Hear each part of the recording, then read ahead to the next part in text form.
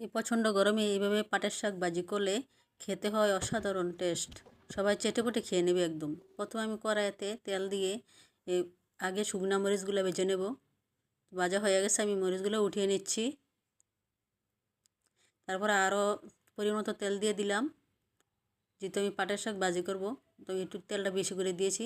এখানে দিয়েছি রসুন বেশি করে কুচি করে, তারপরে অল্প পেঁয়াজ আর কাঁচামরিচ ফালি করে দিয়েছি।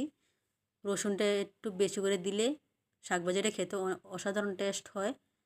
তো এরকম বাদামি কালার হয়ে আসলে আমি এখন দিয়ে দেবো শাকগুলো। আমি আগে থেকে ধুয়ে পানিটা ছেঁকে নিয়েছি।